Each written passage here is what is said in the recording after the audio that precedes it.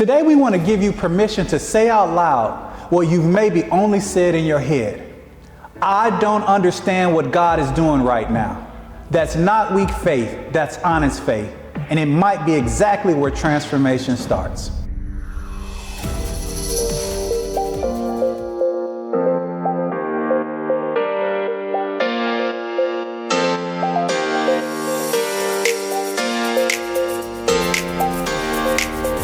What's up, Conversation Nation? It's your girl, LaMeka. And I'm your boy, Ed. And we're back with another episode of Let's Talk About It. And today, what are we talking about? Look here, faith versus fear.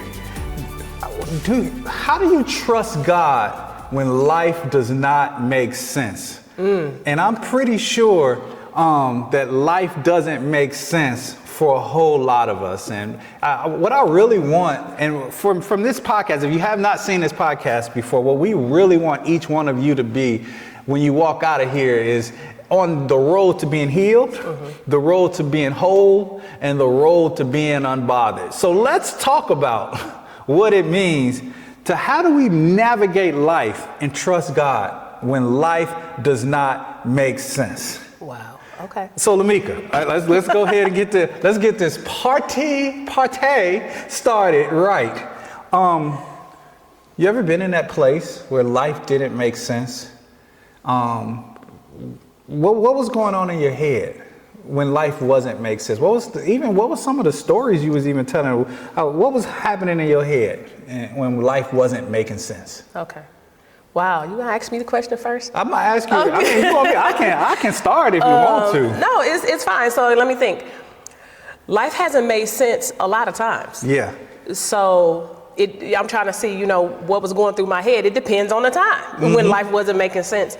I think ultimately, though, I just had the question, why? Yeah. I'm a person that I have to understand things. I don't like it when it doesn't make sense. And so then I'll start to overthink. I'll keep thinking through the scenarios, the processes, my circumstances, whatever it is. I'll continue to think through it until it starts to make sense. So I was a chronic overthinker for a long time. I lost sleep at night, trying to think through situations, trying to understand why things were happening the way they were happening.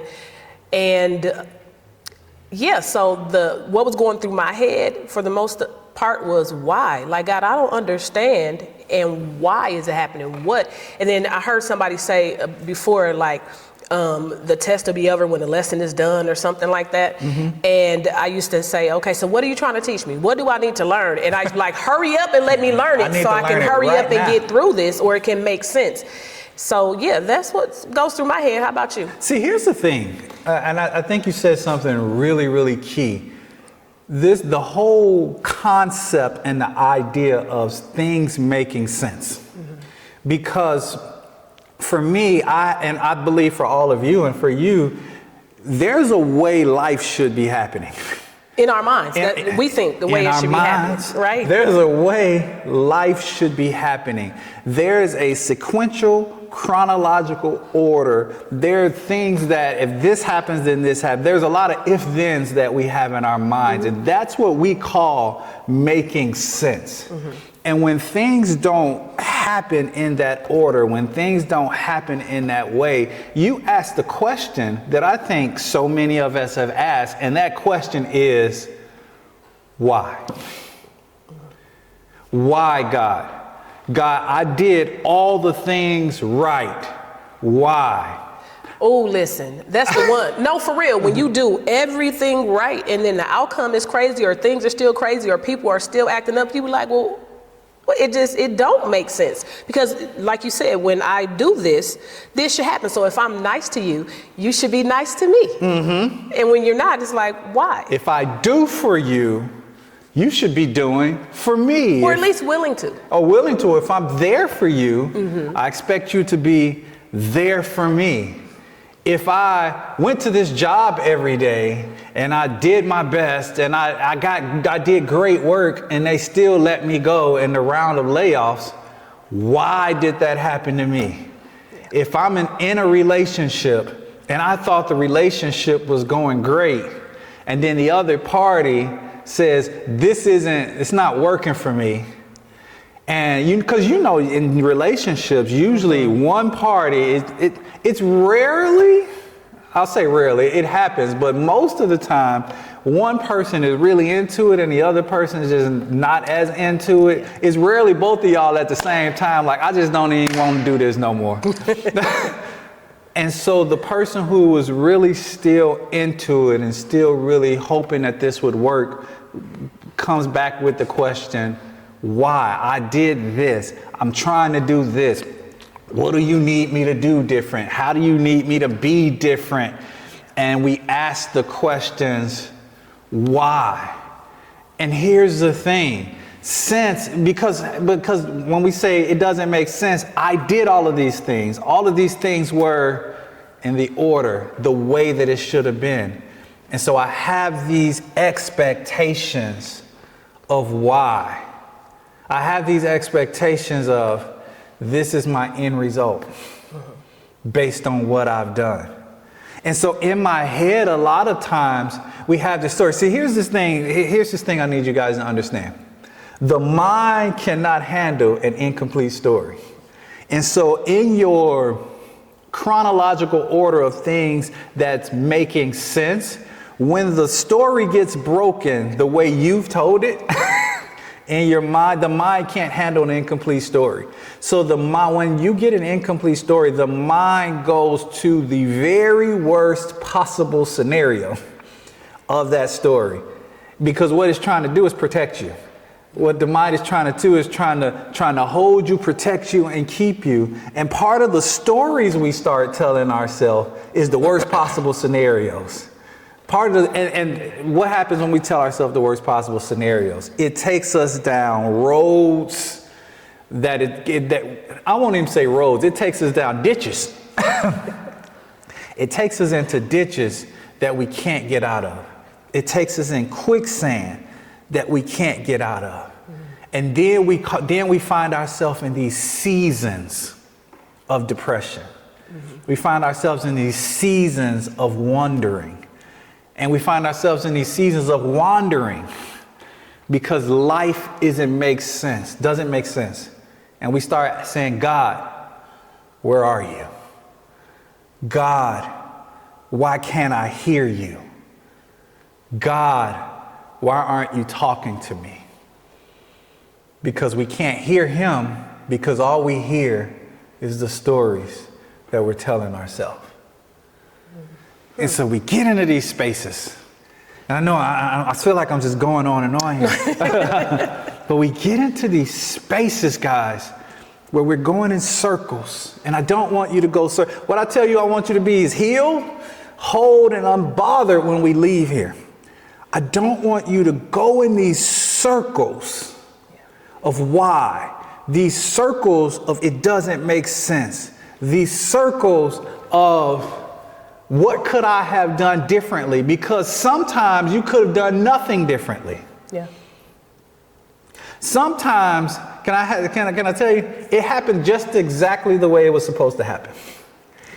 It happened just the way God wanted it to happen.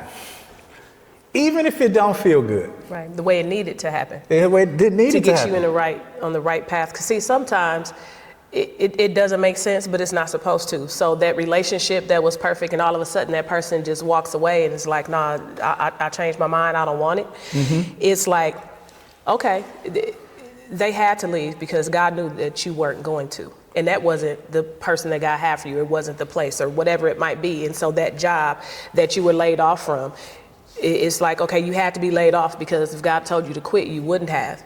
And so he had to lay you off in order for you to move in a different direction. So sometimes it has to happen that way. It doesn't always make sense to us in the moment, but it'll all work out. I think that's just kind of how that scripture, when it says all things work together for the good of those who love God. If you truly love God, when things are happening, it's going to work out for your good, even when it doesn't feel good.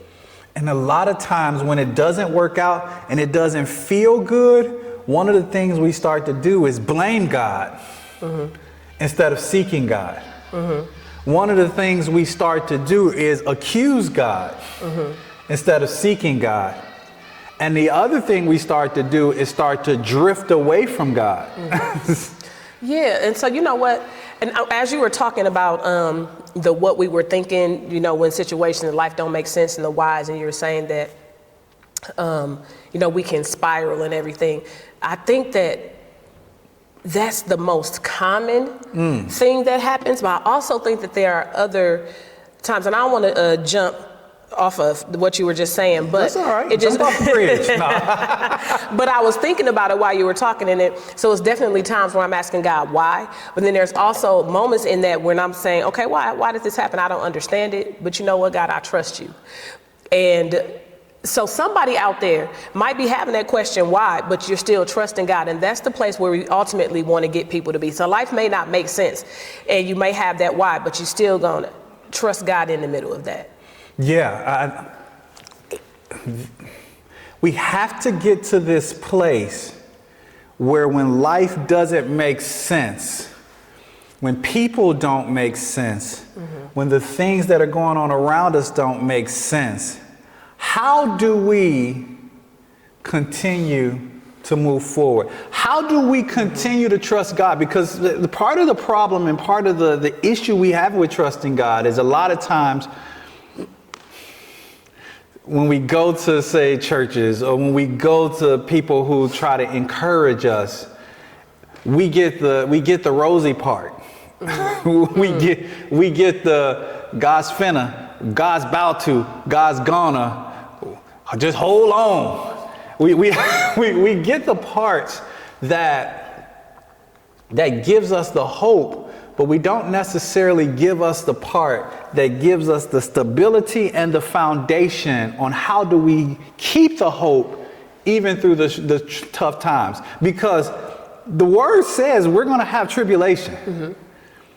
But if we're not careful, we can get so pumped up on the good stuff. We can get so pumped up on the blessing.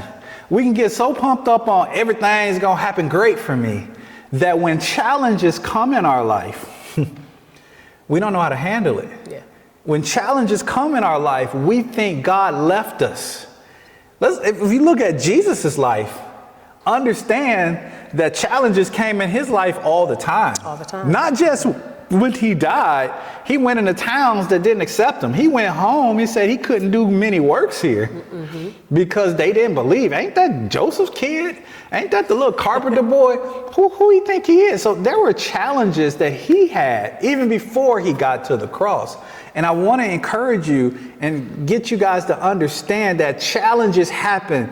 Things are not going to happen in your life the way that you think they should be happening in your life. I do X so Y should happen is not always going to play out that way. And so how do we still trust God? What are some of the foundations that we need to have to trust God even when it hurts, even when life makes no sense? Okay, so some of the foundations. I think one of the things that really helped me in that transition in those moments when life didn't make sense is just realizing that what I'm responsible for as LaMeka and what God is responsible for as God. So growing up as a person that tried to fix everything, handle everything, do everything, I felt responsible for everything. And God had to show me in situations like, no, I got this, you got that. And so when I realized that my responsibility was obedience to him, to do what he says and let him worry about the results, it became easier when things didn't make sense. Because, okay, well, did I do what God told me to do? Did I handle this situation the way God told me to handle it? And if I did my part, then God has to handle the rest. And so I think that was the first thing that I had to do. And then I had to just think about who God is. And I can trust God because he can be trusted. And I know a lot of us have jacked up lives. I had a jacked up life, but there was still some good in it, but I had jacked up things happen in my life. And when I stopped and I think about it, God has been faithful the entire time. He has been there the entire time. Like they say, oh, well, God hasn't failed. Was I disappointed? I may have been disappointed in situations because my expectations were different than what, maybe God had his will or whatever. We have our own plans and our own thoughts and expectations or whatever. So I may have been disappointed at times, but God never failed. God has always carried me through things. And so when I realized and understood that I can trust God, because even in the most uncomfortable moments, he was there and he helped me. Like, I have literally survived 100% of the worst days of my life. And that's only because God has been with me. And so when I think about how I have survived all of those things, and then something else come up, it's like, oh, I'll survive this too. Like, I can trust God to get me through that. So when life isn't making sense, I trust God to be God. And I know that he got me through this, he'll get me through that. And I'm just responsible to be obedient to his word. And I'm gonna let him handle the results and everything else. That's so good. I think that when we say the word trust, we only associate trust in the good times. Trust, we only associate, I only trust you. A lot of us only trust God when things are going well. Let me even get that down a little bit more. We only trust God when things are going the way that I want them to go. Not that just they're going well, but we only trust him when things are going the way I want them to go. Right. And when things are not going the way that I want them to go, then I don't trust him as much. I don't lean on him as much. Well, God, you must not be God, because things aren't going the way that I feel that they should be going. And see, I love everything that you said, and I want to also throw some scripture on it too, to help us and to help you guys to really be able to trust God in those moments that don't make sense, that's not lining up with your timeline, that's not lining up with your wants, not lining up with your, as you said, your expectations, because everything that falls below your expectations actually equals your disappointments. Everything that happens that did not meet your expectation falls in the barrel of your disappointments. And so Proverbs chapter 3 verse 5 says, trust in the Lord with all thy heart and lean not to thine own understanding. I have to trust that God's plan is bigger than my plan. Yes. I have to trust that he knows step 1, that he knows step 2, step 3, step 4, step 5, step 6. He knows that this may hurt now, but the hurt now will lead to healing later, will lead to strength later, will lead to something better later. The no that you're getting right now leads to a bigger yes later.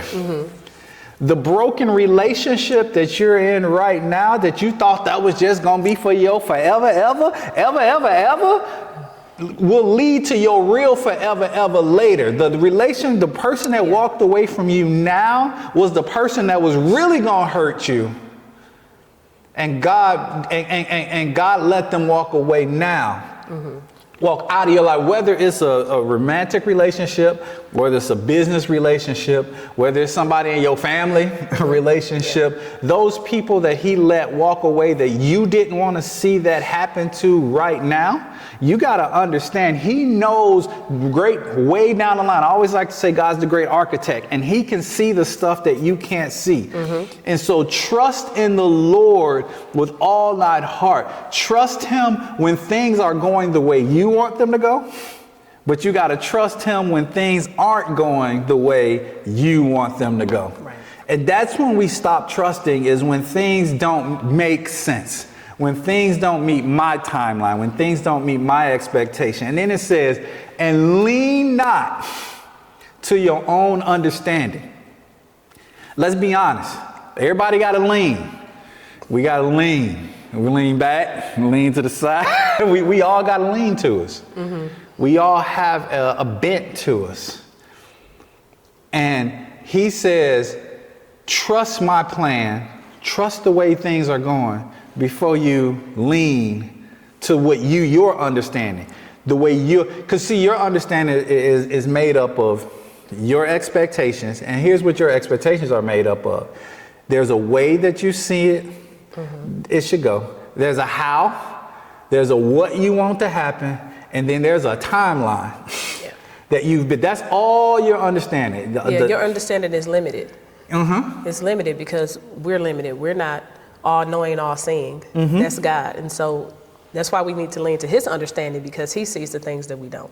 He absolutely does. He sees the things that we don't. He knows the things that we don't see. And so if we're leaning to our own understanding, and see, here's the thing, our understanding is limited to the immediate. God's understanding sees our whole life and our whole impact and everything that's happening and everything that's coming. And so we're so now focused, and God is so eternal focused, that we want what we want, how we want it, when we want it, which is now. And God sees that. And so for us, what we really got to do is get into a space that we from our perspective knows that God knows the best for me overall. Right. And then too, what I think when we're talking about when life makes no sense, I think that is the time where we need to trust God the most.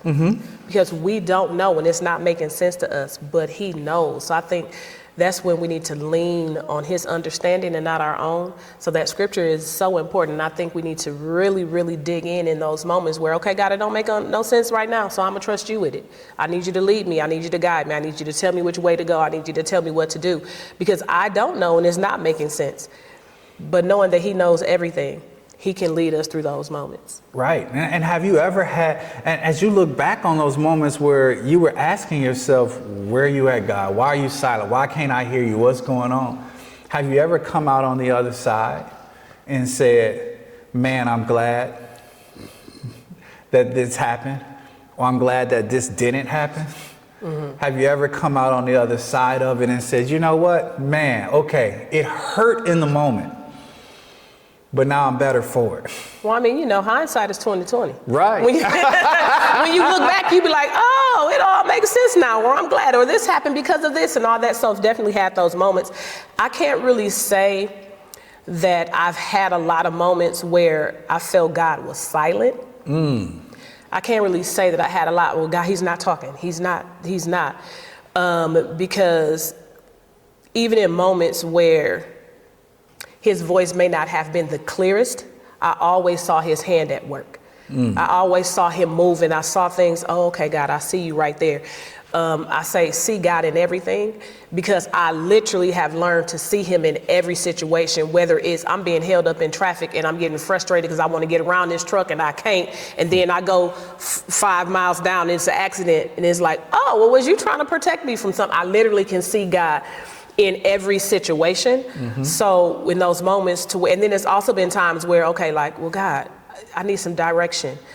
I need you to tell me what to do. And he go back and do the last thing that I said. Like, when you last heard me, that's where I'm at. I need you to do that thing.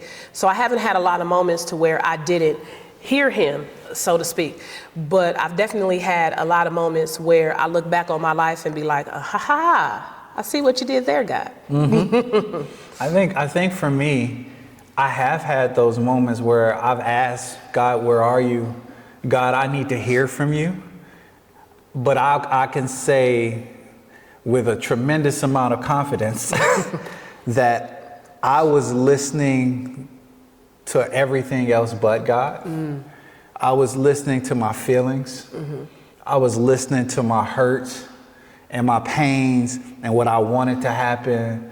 And maybe slightly I can hear, don't do that. Don't take your life. Don't be in that place. I was in a place even at one point in my life that I didn't think I mattered.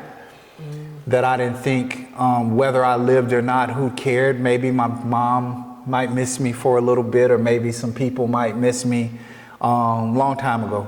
But maybe my life didn't matter. And in those moments, you feel like the world is caving in. In those moments, you feel like, what am I living for? Why am I here? And I can tell you, for me, it's just one of those things where it felt like, where are you, God? And see, the where are you, God question was really, what I was really saying is, why don't you fix this? Yeah. Yeah.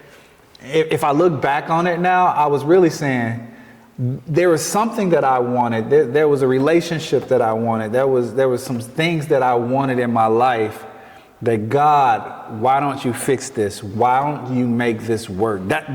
So when I'm saying, where are you? What I was really saying is, why don't you fix this? Yeah. Why don't you make this better? Why don't you make me feel better in the moment? Yeah. Wow, that's deep. One thing you said was you're listening to everything else. Mm-hmm. I say, God is always speaking. Are you listening? Mm-hmm. And, it may not be, audible voice or whatever, but there's always signs of God at work. And it's like, are you listening? Are you listening to what he's telling you? Are you listening to his cues? Are you listening to his direction? Are you watching the things that he's doing? Or are you paying attention to other voices? Yeah. And if you're paying attention to his voice is not going to tell you to harm yourself. Right. His voice is not going to tell you to give up. His voice is going to get you up with your chest out.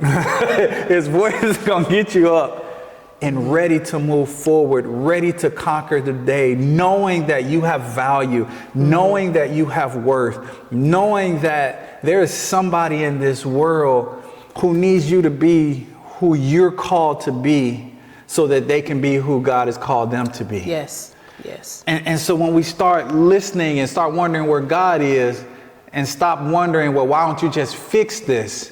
Sometimes it needs to be broken. Mm.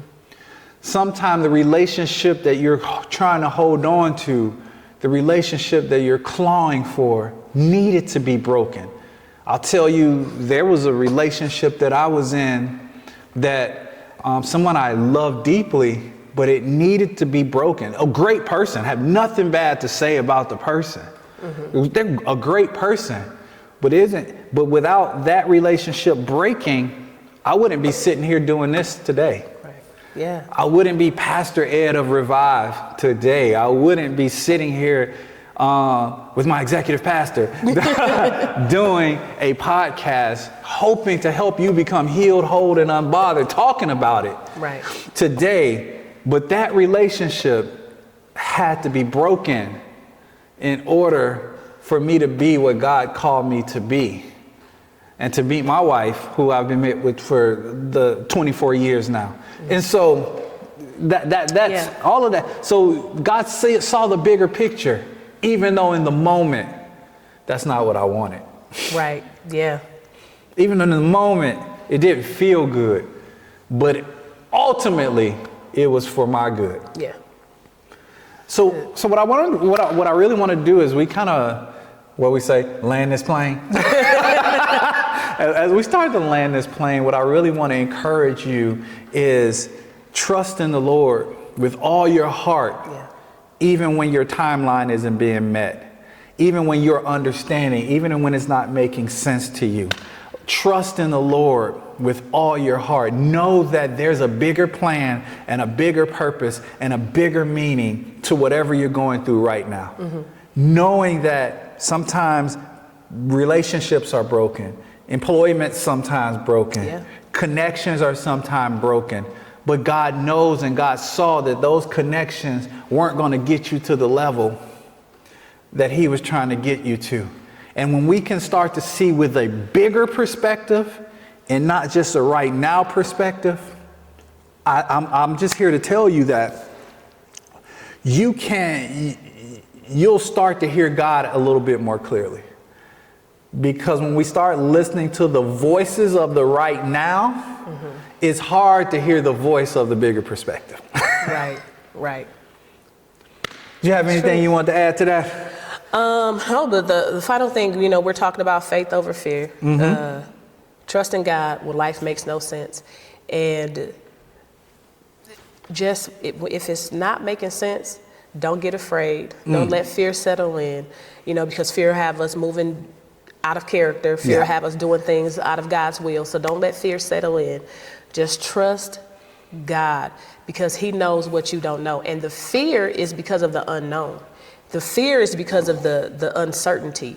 And he knows it. You may not, but he does. So just trust him in those moments and lean to him. That's faith over fear. Amen. So love to hear from you in the comments. Love to hear those moments where you can look back and say, you know what, that hurt me in the moment. But, because it happened, this happened. I love to hear your stories. Love to hear your comments. Love to just really connect with you guys. If you need prayer, send that in the comments. We'll have a link in the notes on how you can connect with us, and we will pray for you. But we just want to connect with you guys. We just want to really be an impact, have some impact for you in your relationship with God, because we want to leave you, and we want to talk about it with you so that you can be healed, whole, and unbothered. Amen. And so until next time, we